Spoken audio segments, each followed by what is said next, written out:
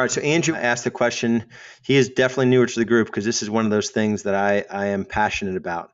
Asked the question, have you had good experience with VA ISAs? If so, what VA locator service would you recommend? So here's the thing with just inside sales in general.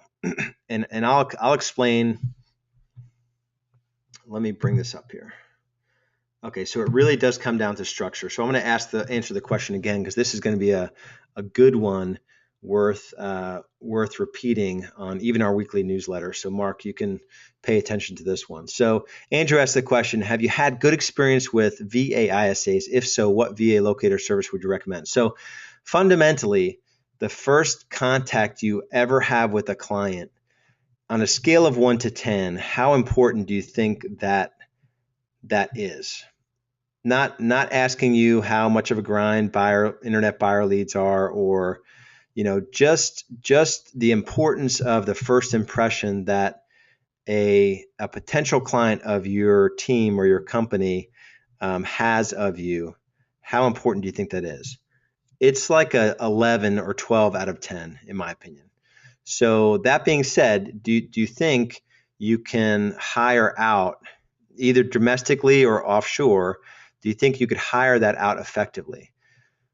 The answer is yes, maybe. I know 1 or 2 out of 10 people that are offshoring inside sales. So they're going to the Philippines mostly. My Outdesk has a huge push for this, Commissions Inc., they have Appointments Inc., started as a separate company that's getting a lot of people that are doing it. I don't believe if you really sat down with those people, Jason Secor knows someone, and I won't mention her name, but who I've heard him say, and we've since talked about it, and he sort of says, yeah, I guess she isn't crushing it. But he said, yeah, she's crushing it with, offshore inside sales. The challenge is, she was selling about 100, 110 homes a year. She's fully in production, right? So she's doing about 50 or 60 deals. She's got like 3 or 4 agents. She had like 3 or 4 inside salespeople to sell whatever, even if it was all 100 homes.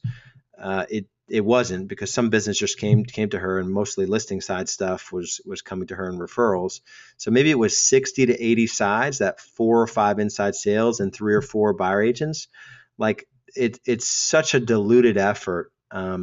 The way that I built the team, and the way that I recommend most of you build your team, is that you get really busy first yourself, hire an admin, then you're building your buyer agent team, and then you're getting out of the buy side. And your buyer agents are their own inside salespeople to start. Yes, it requires you being in their stuff and leading them and holding them accountable. But your ability to develop yourself, there's less risk in that than you offshoring inside sales. So I know you didn't ask this question thinking I was going to unleash this type of answer on you, but unless you're at the point, I believe, where you have 3 or 4 productive buyer agents, a kick-ass admin, and you're doing 30 to 40 deals minimum yourself, that inside sales really belongs in your business.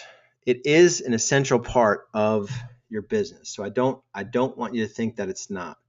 So these are the 3 models that I worked against, and I even more so stand behind these now. I think if you skip to having inside sales and not doing listings yourself, and going showing agents, like you're going to take on too much overhead. The scorecard is cash in the bank.